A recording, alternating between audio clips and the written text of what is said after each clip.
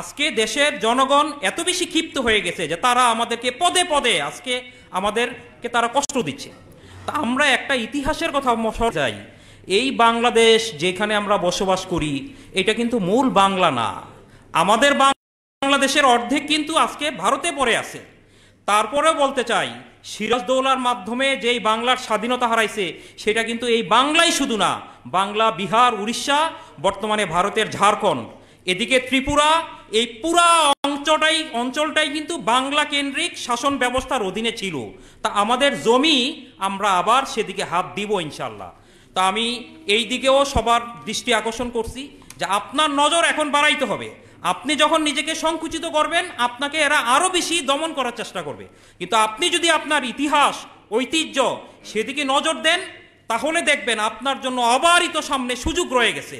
সুতরাং তাদের আসন এটা বাংলার মধ্যেই আইসা শেষ হবে ইনশাল্লাহ। এই ব্রাহ্মবাদীরা, রামবাদীরা তারা একটা মসজিদ ধ্বংস করতেছে, তারা বাংলাদেশের সীমান্তে আমাদের জনগণকে হত্যা করে, আমাদের শিক্ষা ব্যবস্থাকে তারা ধ্বংস করে, তারা মনে করছে যে তারা যা খুশি তারই পেয়ে যাবে।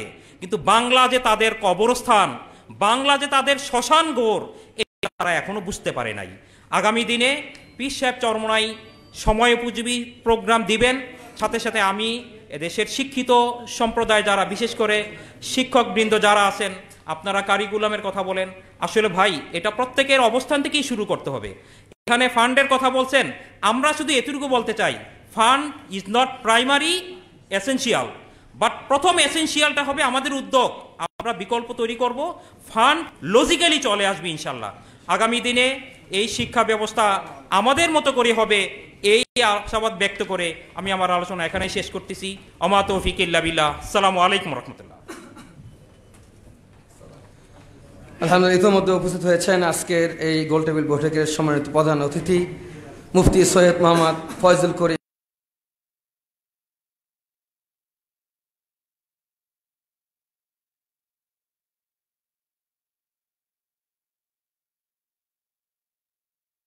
বক্তব্য নিয়ে আসছেন আজকের অনুষ্ঠানের বিশেষ অতিথি অধ্যাপক আখম ইউনুস স্যার, দর্শন বিভাগ, ঢাকা বিশ্ববিদ্যালয়।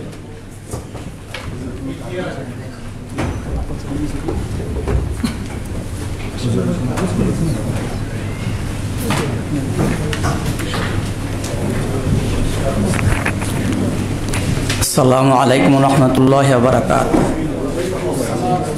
নাহমাদুহু ওয়া নুসাল্লি আলা রাসূলিহিল কারীম, আম্মা বাদ।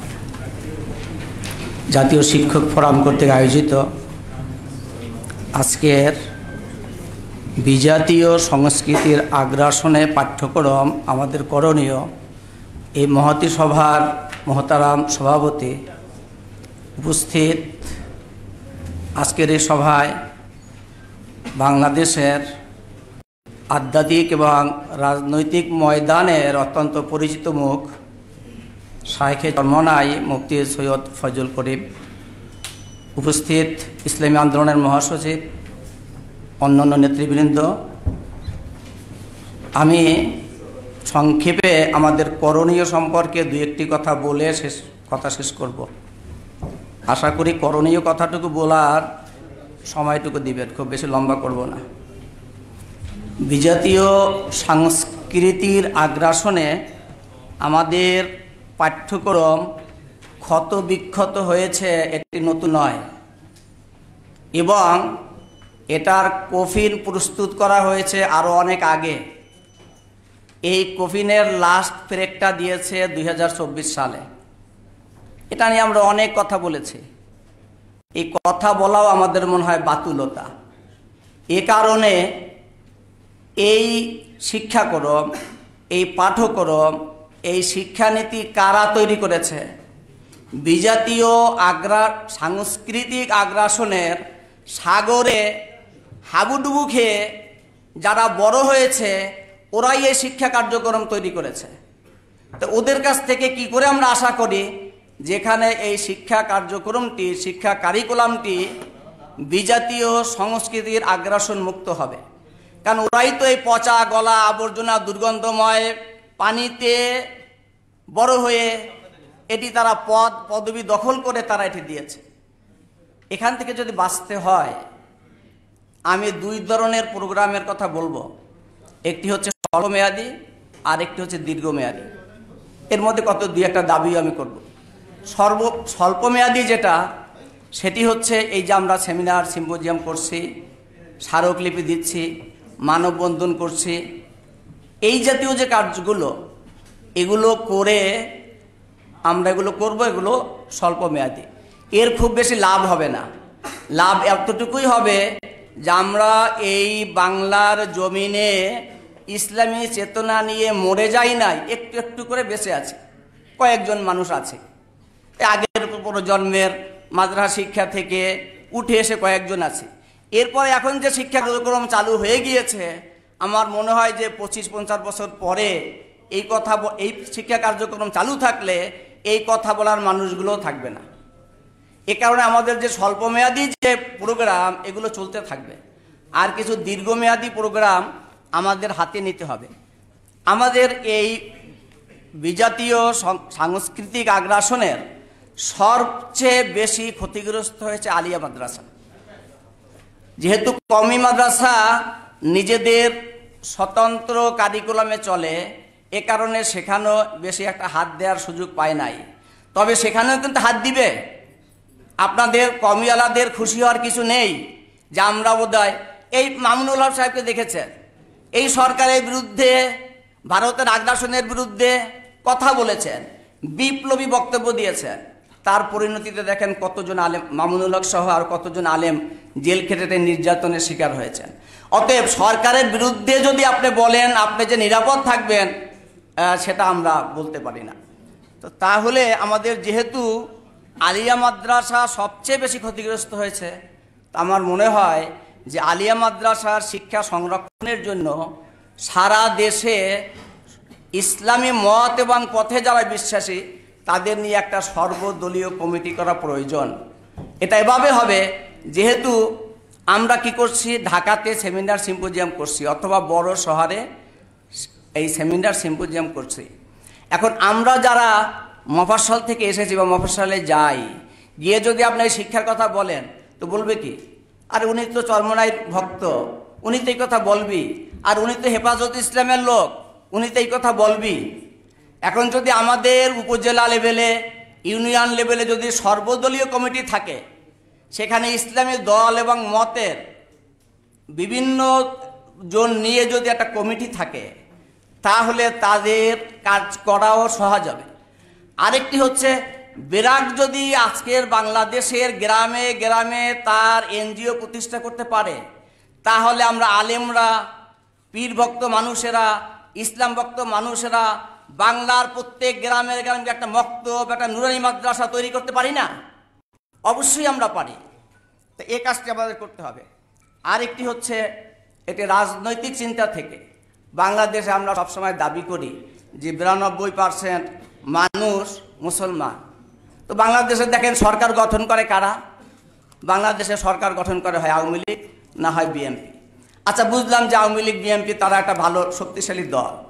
আচ্ছা, আমাদের দেশে এই যে ইসলামী আন্দোলন বাংলাদেশ বা চরমনাই পীর সাহেব হুজুরের যে তাদের যে তরিকা, নিঃসন্দেহে তারা একটা শক্তিশালী অবস্থানে আছে। তো এই শক্তিশালী অবস্থান থেকে বেশি দরকার নেই, যদি জাতীয় সংসদে 50টি যদি সিট থাকে, একইভাবে কি বলে হেফাজতে ইসলাম রাজনৈতিক সংগঠন না হলেও বাংলাদেশে একটা শক্তিশালী শক্তি। তাদের রাজনীতিতে মুভ করা খুব বেশি সবার ব্যাপার নয়। তারা যদি 50টি আসনে জিতে যায়, অন্যান্য খেলাফত মজলিস, খেলাফত আন্দোলন সহ অন্যান্য যে ছোট দলগুলো আছে, তারা যদি সেখান থেকে 51 জন নিয়ে আসে, তাহলে আমাদের 151 জন হয়ে যায়। এই 151 জনের তোপে আরো 5-10টা সিট এসে যায়, তাহলে সরকার গঠন কারা করতে পারে? এই ইসলামী দলগুলোই তো করতে পারে। তাহলে যদি আমরা প্ল্যান করে যে ভাই এইখানে হেফাজত ইসলামের অবস্থান ভালো, অতএব এখানে 25 থেকে 30, 40, 50টা সিট তাদের হবে, প্ল্যান করে এইখানে চরমনাই পীর সাহেবদের ইসলামী আন্দোলনের শক্তি ভালো, অতএব তাদেরকে এই 50টা জায়গা আগামী 5-10 বছরের জন্য তাদের কাজ করার জন্য এমনভাবে ছেড়ে দিতে হবে, এখান থেকে আমার 50টা সিট নিশ্চিত হয়ে আসবে। এরকম যদি হয়ে আসে তাহলে এই কারিকুলাম তৈরির জন্যে আমাকে আওয়ামী লীগকে বলতে হবে না বা এইটা করেন ওইটা করেন, আমরা নিজেরা করব। তখন তারা বলবে যে ভাই এতদিন এই আওয়ামী লীগ আর বিএনপিওয়ালারা বলবে যে ভাই আমরা এতদিন যে ভুল টুল করছি, আপনাদের ধর্মে তো তওবা আছে, তওবা টবা পড়াইয়া আমাদের ইসলামী আন্দোলনকে দয়া কইরা নেন। আজকের এটি না থাকার কারণে বাংলাদেশে, আমার বয়স বেশি নয়, যারা মুরব্বী আছেন তারা জানেন, বাংলাদেশে নেজাম ইসলাম পার্টি একসময় খুব শক্তিশালী পার্টি ছিল না, কি বলেন? কিন্তু আজকে তো তার কোনো অবস্থানই নেই। আরেকটি বিষয় বলে আমি শেষ করব, সেটি হচ্ছে এই মাদ্রাসা শিক্ষা কারিকুলাম এই পাশ্চাত্যের শিক্ষায়, ধর্ম নিরপেক্ষতাবাদীদের শিক্ষার তাদের হাতে ছেড়ে দেওয়া যাবে না। আমাদের দাবি হবে মাদ্রাসা শিক্ষা কমিশন আলাদা করতে হবে, এমসিটিবি আলাদা করতে হবে, মাদ্রাসা কারিকুলাম টেক্সট বুক বোর্ড করতে হবে। এই দাবিগুলো রেখে আমি আমার কথা শেষ করছি। আল্লাহ হাফেজ।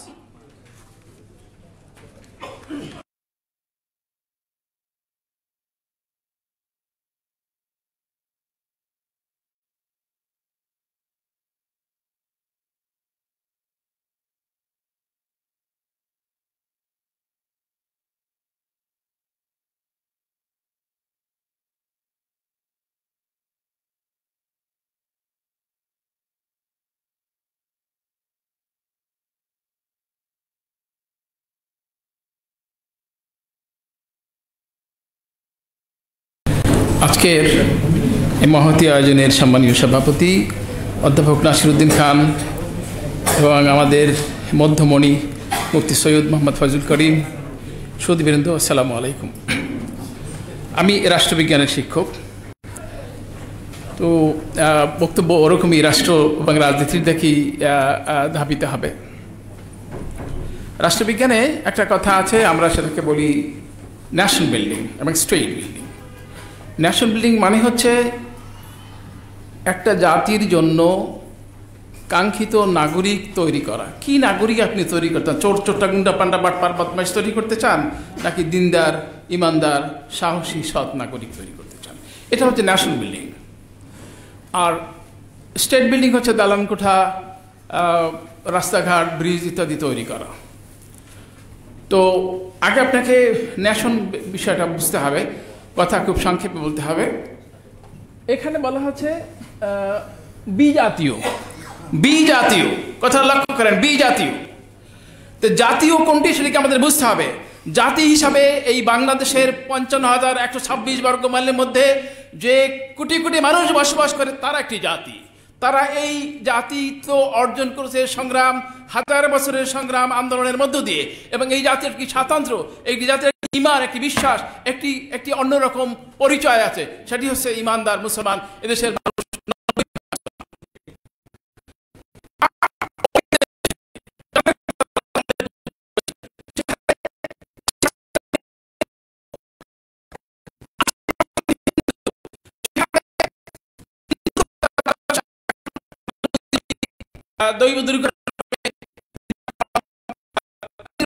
বলেই মানে বিশেষজ্ঞদের ধারণা, এরকম পরিকল্পনা, এরকম ঘোষণা তাদের রয়েছে। সেই পাশাপাশি বাংলাদেশের মানুষের ন্যায্যতা, বাংলাদেশের মানুষ এই যে ইসলামী রাষ্ট্র, ইসলামী স্বাধীনতা করতে পারি, তাহলে পরে আমরা তো তাদের গোলাম হব না। ইসলাম কাউকে গোলাম, ইসলাম মানুষের সেই ভারতের পক্ষ থেকে এই 1961 সালের পর থেকে আস্তে ধীরে ধীরে অত্যন্ত সুন্দর বাংলাদেশের মানুষের হৃদয় থেকে ইসলাম মুছে দিতে চায়। তার কারণ আমরা প্রাণ ভ্রমণ হচ্ছে ইসলাম, এবং সেই ইসলামকে ধ্বংস না করা পর্যন্ত তারা নিরাস্ত হবে না, তাদের অধীনতা মানুষ স্বীকার করে না।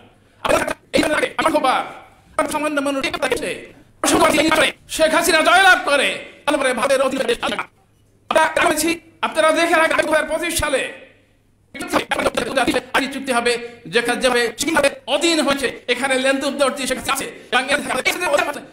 এই যে আপনি করার অধিকার পাচ্ছেন রাখবেন। আমি হয়তো বেঁচে থাকেন যারা যদি দেশ করতে তাহলে আপনাদেরকে ওই যে প্রফেসর সাহেব স্বল্পমেয়াদী এবং দীর্ঘমেয়াদী পরিকল্পনার কথা বলে একই ধরনের ভাবে নিজেদের সন্তানকে নিজেরা মানুষ করা, অর্থাৎ মসজিদ ভিত্তি শিক্ষা করা, যখন বাংলাদেশে এটাকে জোরদার করা, এটা আপনাদের হাতের মধ্যে আছে, আপনারা করতে পারেন। 1 নম্বর। 2 নম্বর হলো যে এই শিক্ষা ব্যবস্থার বিরুদ্ধে বিপরীত একটি শিক্ষা ব্যবস্থা কায়েম করতে চান শিক্ষকতা বলেছেন। আমরা আমাদের সাহেবকে আমি অনুরোধ করব যে তিনি একটি শিক্ষা দিতে হয়। এই ইসলামী মূল্যবোধে যারা বিশ্বাস করেন কমিশনরা শেষ করা হচ্ছে এই, আপনি কোন মানুষের কাছে দয়া চাইতে পারেন, কোন মানুষের কাছে, কোন দেশপ্রেমিক মানুষের কাছে দেশপ্রেমিক শিক্ষার অনুরোধ করতে পারেন। এই সরকার কোনো অনুনয় বিনয়, কোন রকম উপদেশ উপরোধ এটার অপেক্ষা রাখে না। যদি সত্যি সত্যি স্বাধীন করতে চান এবং যদি সত্যি আপনি এই শিক্ষা ব্যবস্থার আমূল পরিবর্তন করতে চান, আপনারা লক্ষ্য করেছেন যে ক্রমশ কিভাবে 2023 সালে কি ছিল আর আজকে কি হয়েছে, এবং আগামীবারে ইসলামের অস্তিত্ব এই দেশে থাকবে না।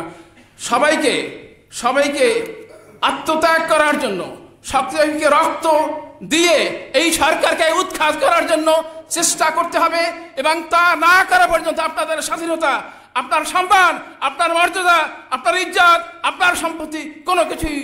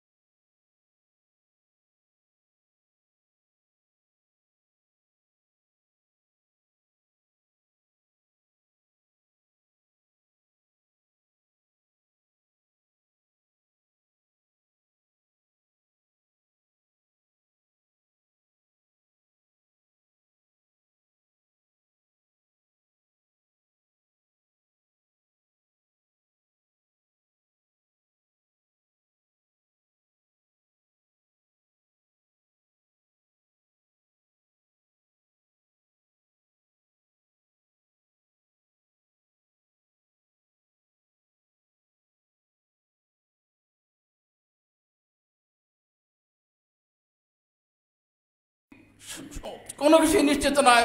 যদি স্বাধীন থাকতে চান তাহলে অবশ্যই রক্ত দিয়ে এই স্বাধীনতা রক্ষা করতে হবে। ওমা তৌফিক ইল্লা বিল্লাহ।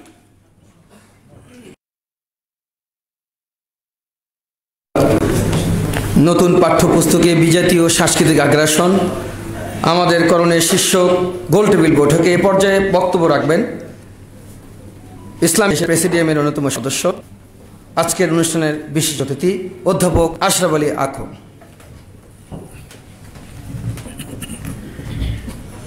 আসসালামু আলাইকুম ওয়া রাহমাতুল্লাহি ওয়া বারাকাতুহু।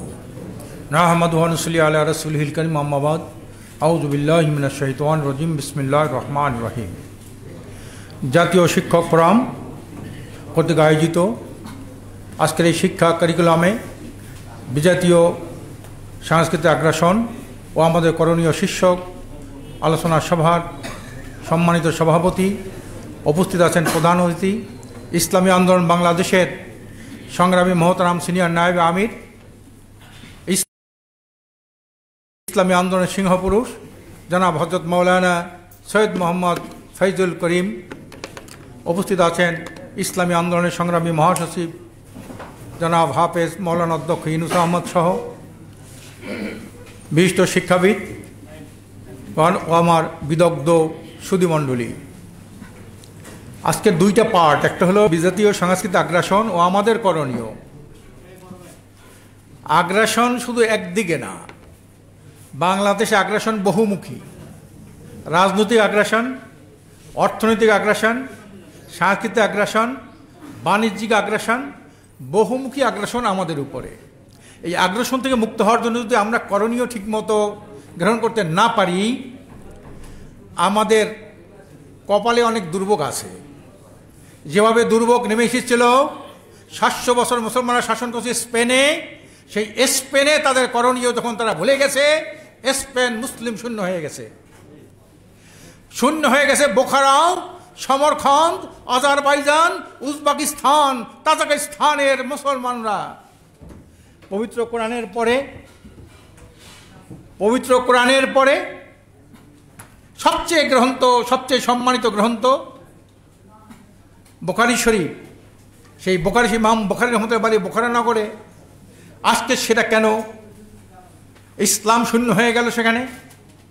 সেখানে মাদ্রাসাগুলোকে কেন গোয়ারের খোয়ার বানানো হইল? মসজিদগুলোকে কেন মিউজিয়াম বানানো হলো?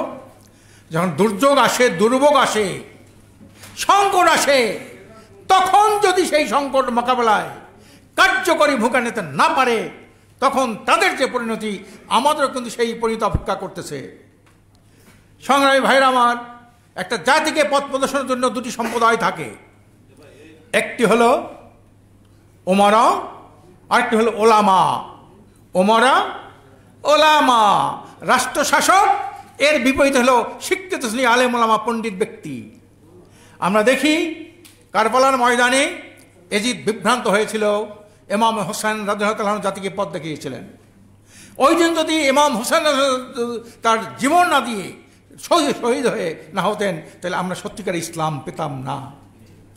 আজকের খলিফা মনসুরের মধ্যে ইমাম আজম আবু হানিফা রহমতুল্লাহ আলাইহি তার ভুল সিদ্ধান্তের মধ্যে, তার অরাজকতার মধ্যে, ইসলামের বুদ্ধে কার্যক্রমের বুদ্ধে ইমাম আবু হানিফা যখন সর্বাত্মক আন্দোলন শুরু করলেন, তা ওই দিন কিন্তু তাকে জেলে ঢুকালো এবং প্রত্যেকদিন তাকে নির্যাতন করতে করতে উনি জেলখানায় শহীদ হয়ে গেলেন। আজকে যদি ইমাম আবু হানিফা ওনার খানকায় বসে থাকতেন, ওনার মাদ্রাসায় বসে থাকতেন, দরগাহে বসে থাকতেন, আর খলিফা মনসুরের মধ্যে উনি যদি আন্দোলন না করতেন, সত্যিকার ইসলাম আমরা পেতাম না। আজকে বাদশাহ আকবর যখন দিনেলহাই করলেন, সেই দিনাহের বুদ্ধে মোতাদ্দেদ আল ফাসানি রহমতুল্লাহ আলাইহি যদি তার বুদ্ধে রুখে না দাঁড়াতেন, তা আমরা কিন্তু সত্যিকার ইসলাম পেতাম না। আজকের ভারতীয় আগ্রাসনের বুদ্ধে সর্বকালের সর্বশ্রেষ্ঠ ব্রিটিশ বিরোধী আন্দোলনের নেতা সাইদ আহমদ বলিউড রহমতুল্লাহ আলাইহি, সেদিন যদি তিনি সেই ব্রিটিশের বুদ্ধে সশস্ত্র যুদ্ধ করে বালাকোটের ময়দানে শহীদ না হতেন, ব্রিটিশকে আমরা তাড়াতে পারতাম না। আজকের বাংলাদেশে আলেম ওলামা যখন দিগ্ভ্রান্ত, কি করবে জানে না। আলেম ওলামা রসুলের ওয়ারাসাতুল আম্বিয়া, রসুল সাল্লাল্লাহু নবুয়তের 23 বছরের জিন্দগিতে উনি 3টা জিনিস প্রতিষ্ঠা করেছিলেন। উনি একটা মাদ্রাসা বানাইছিলেন, একটা মসজিদ বানিয়েছিলেন, একটা রাষ্ট্র বানিয়েছিলেন। আমার দেশে অনেক আলেম ওলামা মসজিদ আর মাদ্রাসা খানকালেই ব্যস্ত, রাজনীতি পছন্দ করেন না। আল্লাহ রসুল রাজনীতি বানিয়েছিলেন 10 বছর, রাষ্ট্রের আয়তন 30 লক্ষ বর্গ কিলোমিটার, বিশ্বের প্রথম লিখিত সংবিধান। এইটা মুসলমানরা জানে না, আলেম ওলামারা জানে না। আলেম না জানলে সে মুসলমানদেরকে জানবে কিভাবে? খোলাফায়ে রাশিদিনের প্রথম 4 জন তৎকালীন ভূখণ্ডে অর্ধেক পৃথিবী শাসন করেছিল 30 বছর, অর্ধ পৃথিবী। যারা দুনিয়া বসে জান্নাতের আগাম সংবাদ পাইলেন, এই রাজনীতি দেশের মুসলমানরা জানে না। কেন জানাবে কারা? দায়িত্ব কাদের? ওলামা। কি বলেন, ঠিক না? এই এটা যদি এইখানে যদি না জানায়, দেশের রাষ্ট্র শাসক যদি জালেম হয়, স্বৈরাচার হয়, আলেম ওলামা যদি দায়িত্ব জ্ঞানহীন হয়, তখন সেই মুসলমানদের পতন ঘটে। আজকে দুঃখের সাথে বলতে হয়, বাংলাদেশ 92% মুসলমান না, 3.5 লক্ষ মসজিদ না, 70,000 মাদ্রাসা না, 5,000 খানকা আছে বাংলাদেশে। আজানের ধ্বনি শুনে মানুষের ঘুম ভাঙেছে দেশে। সেই দেশের মানুষ ইসলামী রাষ্ট্র কি, ইসলামী হুকুমত কি?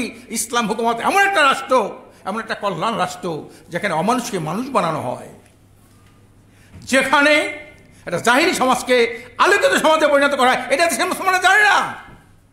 কে জানাবে? এটা দায়িত্ব কার? এটাও তো একটা আগ্রাসন, ইসলামের প্রতি একটা আগ্রাসন না? এই আগ্রাসনের বিরুদ্ধে শক্তভাবে যদি মোকাবেলা করা না যায়, যত মসজিদ আর মাদ্রাসা থাকুক, খানকার মাজার থাকুক, ইসলাম কিন্তু রক্ষা করতে পারবে না। যেটা বোখারায় পারে নাই, স্পেনে পারে নাই, সমরখন্দে পারে নাই, আজারবাইজানে পারে নাই, উজবেকিস্তানে পারে নাই, আমরাও পারবো না। এই জন্য সত্যিকার যদি কিছু করতে হয় রাসূল সাল্লাল্লাহু আলাইহি 23 বছর জিন্দেগি অনুসরণ করতে হবে, খোলা পায়ে 80 দিনের জীবনে অনুসন্ধান করতে হবে, জামাই পড়তে হবে। আমরাও পারি, যেটা আফগানিস্তানের ভাইরা দেখিয়েছেন। কি বলেন ঠিক না? এখন আর এই দেশের নাস্তিকেরা মৌলবাদী কথা বলে না। আফগান ভাইরা সারা দুনিয়ায় তাদেরকে অবরোধ করে রাখলো, কেউ শিখিয়ে দিল না। কিন্তু আজকের আপনার আফগানিস্তানের ভাইরা একটা রাইজিং পাওয়ার, অর্থনৈতিক একটা কি নরসার্দুল। আজকের বাংলাদেশ, ভারত, পাকিস্তান, শ্রীলঙ্কা থেকে শুরু করে সবাইকে অর্থনৈতিকভাবে তারা সুপারসিড করেছেন আফগান ভাইরা আমার। সেটা দুর্নীতি নাই, সন্ত্রাস নাই, চোরা কারবারি নাই। কারণ কিভাবে সেখানে দুর্নীতি নেই মানে বাংলাদেশ সব দুর্নীতি শেষ করলো। তো এই দুর্নীতির করার কারণে যখন সরকারের বুদ্ধে যখন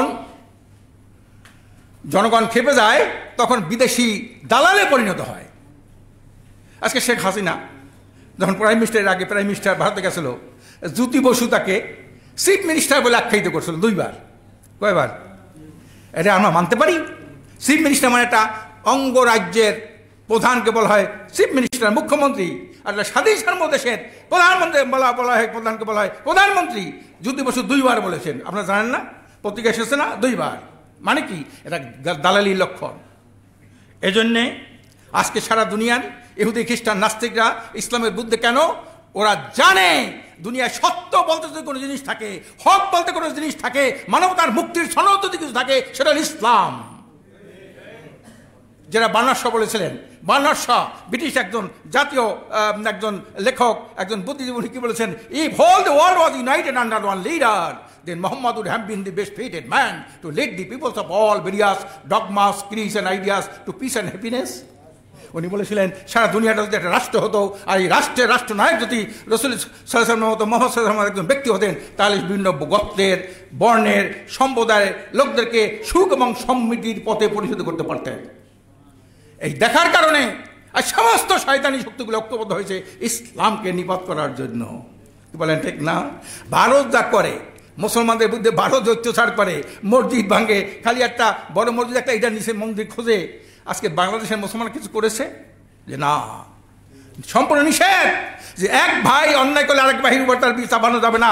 ওখানে হিন্দুরা আমার উপর অত্যাচার করেছে, মুসলমান হত্যা করেছে, একটা ব্যাগের মধ্যে গোস্ত, এই গরুর গোস্ত করে তারা ফিরে হত্যা করেছে নির্মমভাবে। একটা নোংরা দল বিজেপি ভারতে এই কাজ করেছে। কিন্তু এই বাংলাদেশে কি কোনো হিন্দুর উপরে অত্যাচার করেছে?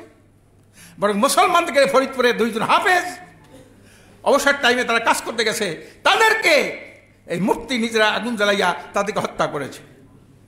কাজে এই জন্য আসেন, আমরা এখানে যারা বসা আছি, আলে মোলামা, রাজনৈতিক নেতৃবৃন্দ, শিক্ষক যারা বসা আছে, সাংবাদিক ভাইরা, আজকের ইসলাম সত্য, ইসলাম হক, ইসলামী ভারসাম্যপূর্ণ জীবন ব্যবস্থা, ইসলাম পরিপূর্ণ জীবন ব্যবস্থা। আসুন এই কথাটা আমরা জাতির কাছে তুলে ধরি। আর এই কাছে যদি ইসলামকে প্রতিষ্ঠা করতে পারি, তা সকল আগ্রাসনকে আমরা কবরচনা করতে পারবো, ইসলামকে বিজয় করতে পারবো। ওমা তৌফিকি ইল্লা বিল্লাহ। আমি শেষ পর্যন্ত চলে এসেছি। নতুন পাঠ্যপুস্তকে বিজাতীয় সাংস্কৃতিক আগ্রাসন, আমাদের করণীয় শীর্ষক গোলটেবিল বৈঠকে এ পর্যায়ে সংক্ষিপ্ত বক্তব্য নিয়ে আসছেন ইসলামী আন্দোলন বাংলাদেশের সংগ্রামী মহাসচিব অধ্যক্ষ হাফেজ মাওলানা ইউনুস আহমদ।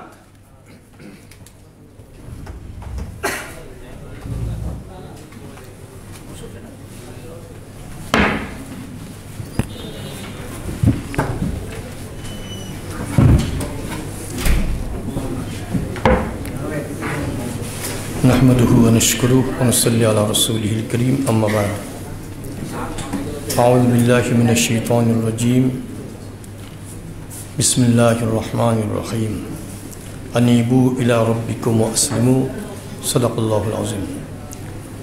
জাতীয় শিক্ষক ফোরাম আয়োজিত আজকের এই গোল টেবিল বৈঠকের সভাপতি, প্রধান অতিথি শাইখে চরমনাই, অতিথিবৃন্দ, জাতীয় শিক্ষক ফোরামের কেন্দ্রীয় নেতৃবৃন্দ, আমার প্রিয় তহদি সাথী বন্ধুগণ, প্রথমে ধন্যবাদ দিতে হয় জাতীয় শিক্ষক ফোরামকে অত্যন্ত সুন্দর একটা গুরুত্বপূর্ণ আয়োজনের জন্য। সময় উপযোগী আয়োজন, দেশের জন্যে, জাতির জন্য উপকারী একটা আয়োজন। সংক্ষেপে এতটুকু বলতে চাই, বিতর্কিত শিক্ষা কারিকুলাম যেটা, এটি অনেক মতভেদ আছে। সবাই একমত না, কেউ খুশিও কিন্তু আছে। আমরা টোটাল শিক্ষা সংশ্লিষ্ট বিষয়কে যদি আমরা বিভিন্ন ভাগে বিভক্ত করি, ছাত্র, শিক্ষক, ছাত্র অভিভাবক, দেশের সুশীল সমাজ, বুদ্ধিজীবী, প্রশাসন, সরকার, প্রত্যেকটা সেক্টরে দেখবেন এই নিয়ে বিতর্ক আছে। কেউ এটাকে ভালো মনে করে, যারা পাশ্চাত্য সেই আদর্শ অনুকরণ করতে চায়, পাশ্চাত্যের আদর্শের ভিত্তিতে পরিবার পরিজন চালাতে চায়, তারা কিন্তু এটাকে পছন্দ করে। আমাদের দেশে বুদ্ধিজীবী যারা, তারও কিন্তু দুইটা ভাগ হয়ে গেছে। কেউ কেউ আছে দেশের মানুষকে আলোর পথ দেখাতে চায়, সুন্দর পথ দেখাতে চায়, জাতির কল্যাণ কামনা করে, দেশকে ভালোবাসে। আর কিছু বুদ্ধিজীবী আমাদের দেশে আছে, দেখবেন তাদের কিন্তু মাঝে মধ্যে টকশোতেও দেখা যায়। দেখবেন ইসলামের বিরুদ্ধে কিছু যদি হয়, তখন কিন্তু তারা সুযোগ পায়, চুপ থাকে। ইসলামের কোনো উন্নতি, ইসলামের পক্ষে শক্তি যদি উদ্যোগতি দেখে, ইসলামের পক্ষে ভোট বাড়তে থাকে, ওরা এর মধ্যে অশনি সংকেত দেখতে পায়। এই জন্যে ওরা কিন্তু দেশের জন্য সবচেয়ে বড় গজব। এরা চেষ্টা করে তাদের কিছু ওই বুদ্ধি বেচাকেনা করে জীবিকা উপার্জন করতো, এই জীবিকার পরিমাণ বাড়ানোর জন্যেই সবসময় কিন্তু ইসলামের বিরুদ্ধে তারা অবস্থান নেয়। সবচেয়ে বড় গজব হলো এদেশের শিক্ষা ব্যবস্থাকে তারা যেভাবে সাজানোর চেষ্টা করেছে, বিদেশিদের ইশারায় তারা বাস্তব পদক্ষেপ নিয়েছে, কেউ প্রত্যক্ষ কেউ পরোক্ষভাবে। কী হয়েছে? তার ফলে আমরা আশঙ্কা বোধ করতেছি ভবিষ্যতে দেশের যারা প্রজন্ম, তারা ইসলাম নিয়ে ঈমান নিয়ে চলতে পারবে কিনা। এখন আমাদের করণীয় কি? আমরা চুপ থাকলে কি সব সমাধান হয়ে যাবে? কখনোই না। আমরা সংখ্যায় যাই হই না কেন, এই ছাত্র অভিভাবক, তারপর হলো যারা শিক্ষক, বুদ্ধিজীবী, যারা অন্তর্দেশকে ভালোবাসে, যারা ইসলামকে ভালোবাসে, জাতির যারা কল্যাণ কামনা করে, সবাইকে ঐক্যবদ্ধভাবে যদি আমরা এক জায়গায় আনতে পারি, আশা করি তখন ওই বাতিল যারা আছে এরা মাথা উঁচু করে দাঁড়াতে পারবে না। শুধু আমার সমস্যা হলো আমরা এক জায়গায় হতে পারি না। এরা সংকীর্ণতার কারণে, কেউ লোভের কারণে, কেউ অতি ভয়ের কারণে এক জায়গায় হতে পারছে না। আমার মনে হয় সংকীর্ণতা দূর করে, লোভকে পরিহার করে যদি আমরা সাহসিকতা নিয়ে এগিয়ে যাই, সংখ্যায় যতই কম হই না কেন, আল্লাহ পাকের সাহায্য মদত আমাদের উপর থাকবে। ইব্রাহিম আলাইহিস একজনই ছিলেন, একাই ছিলেন, কই বাতের বিরুদ্ধে সোচ্চার ছিলেন, তাকে তো আগুনে পোড়াতে পারে নাই, তাই না? রাসূলুল্লাহ সাল্লাল্লাহু আলাইহি ওয়াসাল্লাম যখন প্রথমে দাওয়াত দিয়েছে, একাই ছিলেন, কই তাকে তো ধ্বংস করতে পারে নাই, বরং যারা ধ্বংস করতে চেয়েছিল তারা ধ্বংস হয়ে গেছে। এই জন্য আমাদের ইমানি শক্তি নিয়ে সামনে বাড়তে পারলে, যার যেখানে শক্তি আছে, কারো কলমের ধার আছে, কার বক্তব্যের ধার আছে, যার যা আছে তাই নিয়ে যদি আমরা চেষ্টা করি, আশা করি আমাদের ভবিষ্যৎ প্রজন্ম ঈমান নিয়ে চলতে পারবে, সচ্চরিত্রতার তার সন্ধান পাবে, ভালো সভ্য জাতিতে পরিণত হবে। আমরা চেষ্টা করব, দোয়া করতে থাকবো, আল্লাহ যেন সবাইকে যেন এই দেশের কল্যাণের কাজ করার তৌফিক দান করেন। দেশের ভবিষ্যৎ প্রজন্ম যেন ঈমান নিয়ে, ইসলাম নিয়ে, সভ্যতা এবং শৃঙ্খলা নিয়ে শান্তির একটা পরিবেশ তৈরি করতে পারে। সবার জন্য দোয়া করব। আমি সংক্ষিপ্ত আলোচনা এখানে শেষ করছি। আসসালামু আলাইকুম ওয়া রাহমাতুল্লাহ।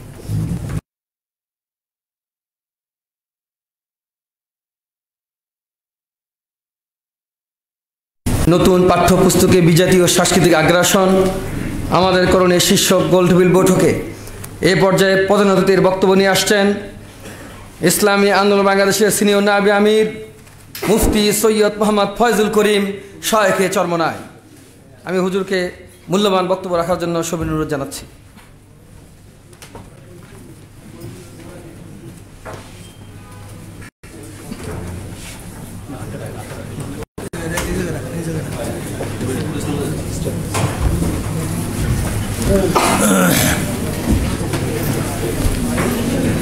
نحمد ونصلي على رسوله أما بعد فأعوذ بالله من الشيطان الرجيم بسم الله الرحمن الرحيم اقرأ باسم ربك الذي خلق اللهم صل على محمد وعلى آل محمد। জাতীয় শিক্ষা ফোরাম কর্তৃক আয়োজিত আজকে গোল টেবিল বৈঠকের স্বনামধন্য মানুষ গড়ার কারিগর, শিক্ষকবৃন্দ, সকল স্তরের সচেতন ভাইয়ারা আমার, আসলে কী নিয়ে আমরা আলোচনা করতে যাচ্ছি এ সম্পর্কে ইতিমধ্যেই আপনারা জেনেছেন। দেখেন, একটা জাতিকে পরিবর্তন করার জন্য দুইটা জিনিসের প্রয়োজন, শিক্ষা ও সংস্কৃতি। এর জন্য কোরআনের প্রথম শুরুটাই শিক্ষা দিয়ে, প্রথম একা ফার্স্ট এখান থেকে কোরআন শুরু, পড়ো। আপনারা জানেন কিনা আমি জানি না, শিক্ষা আলো, আল ইলমু নূরুন, শিক্ষা এক আলো। আলোর থেকে যদি মানুষকে বঞ্চিত রাখা যায় তাহলে যা ইচ্ছা তাই করানো সম্ভব। এর জন্য ব্রাহ্মণরা কিন্তু কোনো দিনই দলিতদেরকে শিক্ষা দেয়নি। হিন্দুদের মধ্যে কিন্তু দলিতদের শিক্ষা গ্রহণ করা খুবই পাপের কাজ, অনেক পাপের কাজ। কেন পাপের? এই যে আম্বেদকর যে ভারতের সংবিধান রচনা করছে, সেও কিন্তু দলিত বংশের লোক। সে কিন্তু শিক্ষা প্রতিষ্ঠানে শিক্ষার জন্য ঢুকতে পারেনি। কেন ঢুকতে পারেনি? সে দলিত, এই কারণে। যাই হোক, এই ইতিহাস আমার বলার দরকার নেই। আজকে শিক্ষার নামে কি চলছে আমি সংক্ষেপে বলবো। দেখেন, এইটা হলো আমাদের মাদ্রাসার ইফতেদায়ী বই। ইফতেদায়ী বইয়ে যে সালামের পরিবর্তে হাত উল্টো করে, এই যে আনন্দ বাজার পত্রিকায় প্রণাম দেওয়ার যে পদ্ধতি, এই উল্টো হাত, এই যে দেখেন আনন্দ বাজার পত্রিকায় যে ছবি ছাপা হয়েছে, ঠিক আমাদের সন্তানদেরকে ওই একই ছবি, সেই আলোকে তাদেরকে প্রণাম দেওয়ার শিক্ষা দেওয়া হচ্ছে। দেখেন, এখানে শুধু নাচ গান, এটা কিন্তু ইফতেদায়ী মাদ্রাসা, আমাদের মাদ্রাসার ছেলেদেরকে। আমি দুই একটা উদাহরণ দেবো, এরকম ভুড়ি এখানে অনেক পৃষ্ঠা ব্যাপী আছে। এখানে দেখেন আমাদের গ্রাম্য সেই ছবিগুলি আগে কি ছিল আর এখন সেখানে দেখানো হচ্ছে ছেলে মেয়েদের অবাধ চলাফেরা। আগে দেখেন বাবার মাথায় টুপি ছিল, মায়ের পরনে ফুল হাতার ব্লাউজ ছিল, মাথায় কাপড় ছিল। সেখানে বাবার থেকে টুপি উঠিয়ে দেওয়া হয়েছে, শার্ট প্যান্ট পরানো হয়েছে। সন্তানের থেকে টুপি ফেলে দেওয়া হয়েছে, মায়ের মাথাকে কাপড় ফেলে দেওয়া হয়েছে, ফুল হাতার ব্লাউজ সেখান থেকে নামিয়ে দেওয়া হয়েছে। এরকমভাবে ইফতেদায়ী মাদ্রাসার থেকে এইভাবে চলতেছে। এরপরে আসেন, আগে আমাদের শিক্ষার মধ্যে কি ছিল? বাংলাদেশ কৃষি,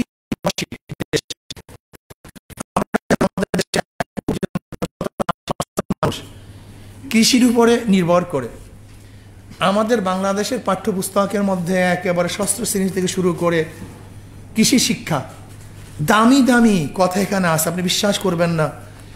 এই যেমন নবম দশম শ্রেণীতে যে কৃষি শিক্ষা,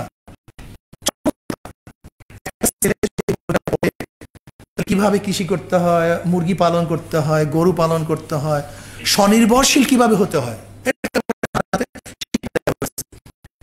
কিন্তু এখন আমাদের পাঠ্যপুস্তকের মধ্যে কৃষি শিক্ষা কিভাবে সেলাই করবে, রান্না করবে, ঘরে কিভাবে শিল্প শিক্ষা দেওয়া গড়ার জন্য যা কিছু শিক্ষা দরকার দেওয়া হয়েছে, সেটাও বাদ দেওয়া হয়েছে নাই। এখন নিয়ে আসছে কি, এই ছবির মধ্যে দেখছো ঢোল, সংস্কৃতি দেখেন, এই যে সেখানে হারমোনিয়াম, অন্তর্ভুক্তি হয় না, হতেই পারে না।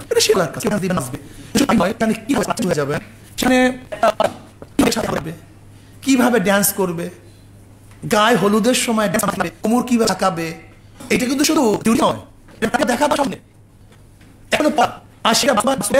তুই ভাবে ড্যান্স দেখাও। যদি মেয়েদেরকে যদি একত্রিত হয়ে নাচতে দেওয়া হয়, হাঁটতে দেওয়া হয়, মায়ের বন্ধুর বলে না, কিন্তু তা আমি যদি ওর মধ্যে হাত ধরে হাঁটতে শিখতে বলুন তো জানেন, বিশাল বিশাল যায় না, ওরা চিন্তাও করতে না হচ্ছে। ভালো মতো পেরি একেবারে মাটির মধ্যে মাছগুলি আমি ভিতরে ঢুকলি বাঁচতে পারবো। যায় সেখান থেকে বাঁচা তাদের মতো বাংলাদেশে কোনো কিছু ঘটলি সাম্প্রদায়িক দাঙ্গা, সাম্প্রদায়িক জঙ্গিবাদ, টেরোরিস্ট, জঙ্গিবাদ, কোন পত্রিকার মধ্যে, মিডিয়ার মধ্যে নিয়েই মাদ্রাসার মধ্যে কি হয়, আর অথচ ট্রান্সজেন্ডার নামে আছে কোনো মিডিয়া লাগছেন?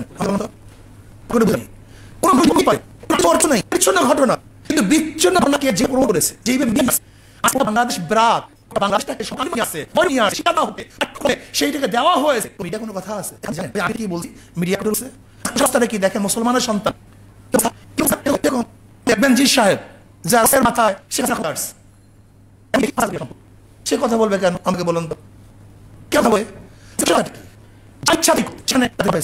আজকে আমাদের তাদের উপর ভরসা কোনো কথা শোনেন এই মিডিয়ার মেরে ফেলছে কোনো মুখে বক্তব্য নেই বারবার আমাদের দেশে অতিক্রম করছে কোনো বক্তব্য নেই আজকে সেই আমি যারা আমাদেরকে রক্ষা করবে আমাদের থেকে বিভাজন কোনো বক্তব্য কোনো দেখেন শরীফের মধ্যে কোনো কিনা রিপোর্ট পেশ করানো সেখানে দেখান কিছু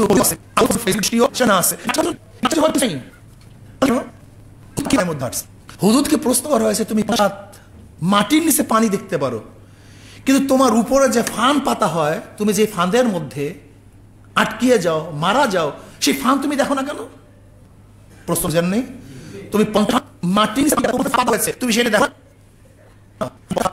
মাটির নিচে পানি সন্দেহ নেই কিন্তু ফাঁদ দেখা কেন লোভ যখন চলে আসে লোভ আমাকে অন্ধ আমি মারা যাই কিন্তু উপরে ফাঁদ দেখি না কিন্তু যখন লোভ থাকে না তখন 50 হাত নিচের পানিও দেখতে পারি ঠিক এই মৌলবীদের যখন লোভ চলে আসে তখন ঈমান থাকে না ইসলাম থাকে না তখন শরীফার মধ্যে কোনো দোষ ত্রুটি দেখে না কিন্তু যখন অর্থের লোভ ক্ষমতার লোভ চলে যায় তখন সমস্ত মানুষ দেখে এর মধ্যে কি দেয়া হয়েছে এসে ধ্বংসের আর কিছুই নেই দেখেন যেখানে আমাদের দাবি ছিল যে বাংলাদেশের প্রত্যেক একজন শিক্ষক দেওয়ার সে নিয়োগ দেয় নাই বরং 5166 জন নিয়োগ দেওয়ার প্রক্রিয়া চলতেছে 5166 জন গানের প্রাইমারিতে আপনি বুঝছেন বাংলাদেশ কোথাচ্ছে কি বলছে দেখেন জাতি নষ্ট করার জন্য দুই জিনিস শিক্ষা শিক্ষা মুসলিম জাতিকে হিন্দু জাতিকে মুসলিম যায় সবচেয়ে ব্যাপার অনুসারী লুট দিই হাজার বছর লুট দিই মোদীর অনুসারে সম্প্রদায় এই বয়ানকে হিন্দু পাঠার জন্য তার চেষ্টা করে আর হিন্দু বয়ানকে আমাদেরকে সম্প্রদায়কে দিয়ে আমাদের একজন করতে কোনো আপত্তি নেই মা দুর্গা পোষ করার দেখুন হিন্দু দুর্গা শ্রীরাম এই সমস্ত পোস্ট করতে আমাদের মুসলমান নাগরিকগুলি ইসলাম এবং এই দেশের ইসলাম কোনো কথা সম্প্রদায় হয়ে যায় ইসলাম কথা বলে তার সম্প্রদায় যায় সাম্প্রদায়িক হয় আর আমরা ইসলামের কথা বললে আল্লাহর কথা বললে নবী আলাইহিস সালাতু ওয়াস সালাম কথা বললে আমরা সাম্প্রদায়িক হয়ে যাই দেখেন জাতীয় বিশ্ববিদ্যালয়ের সামনে লেখা ছিল কি হে প্রভু আমাকে জ্ঞান দান করো হে প্রভু আমাকে সেটা উঠে দেওয়া হয়েছে সেটাও নাই আমাদের ইউনিভার্সিটির গেটের মধ্যে লেখা ছিল রবিমা উঠে দেওয়া হয় সেটাও নেই সলিমুল্লাহর নিজে সম্পত্তি দান সম্পত্তিতে মুসলমানদের ইউনিভার্সিটি শিক্ষার্থীর মধ্যে আজকে নামাজ পড়তে আপত্তি রোজা জারি করতে আপত্তি কিন্তু মঙ্গল শোভাযাত্রা করতে আপত্তি হয় না সেখানে নৃত্য করতে আপত্তি হয় না সেখানে পূজা করতে আপত্তি হয় না সেখানে শিখদের উন্মুক্ত তলোয়ার নিয়ে তাদের ধর্মীয় অনুষ্ঠান পালন করতে আপত্তি হয় না আর মুসলমানদের নামাজ পড়তে আপত্তি হয় কোথায় আছি আমরা বলেন তো এই গোটা জাতিকে বেঈমান বারবার চক্রান্ত চলতেছে গোটা জাতিকে ধ্বংস করে ফেলবে ইসলাম থাকবে না মুসলমান থাকবে না এই দেশও থাকবে না আপনি ভাবিয়েন না ওই কাঁটা তারার বেড়ার নাম বাংলাদেশ নয় এই কাঁটা তারার বেড়া উঠাতে সময় লাগে না এই ব্যারিকেডটা কি ভারতের সাথে আমাদের মূল ব্যারিকেডটা কি আমরা সংখ্যাগরিষ্ঠ মুসলমান এখানে ইমানওয়ালাদের সংখ্যা যখন কমে যাবে তখন দেখবেন ওই কাঁটা তারের বেড়া থাকবে না এমনি উঠে যাবে এই চক্রান্ত নিয়ে ওরা জীবনভর একটা স্লোগান দিছে এপার বাংলা ওপার বাংলা এক হও এবং তারা স্পষ্ট বলছে একত্তরে বাংলাদেশের জনগণ স্বাধীন করে নাই ওই দেশ স্বাধীন করছে আমরা এখনো তারা বলে আপনি দেখুন ভারত কতগুলি দেশ বিজয় করছে ওদের লিস্টের মধ্যে দেখুন তার মধ্যে কিন্তু আমাদের বাংলাদেশও আছে দেখুন আপনি কাজী ওরা সেই দূরদর্শী এক প্ল্যান নিয়ে সামনে অগ্রসর হচ্ছে আর আমরা মুসলমানরা এক কলকি ফেন্সিডিল এক বোতল ফেন্সিডিল এক কলকি গাঁজা একটু ইয়াবা একটু মদ মোটরসাইকেলে 500 টাকা, একটু গুন্ডামি, একটু মাস্তানি, একটু টেন্ডারবাজি, একটু ক্ষমতা, বাস ওই লোভের কাছে আমরা সবাই অন্ধ হয়ে যাই।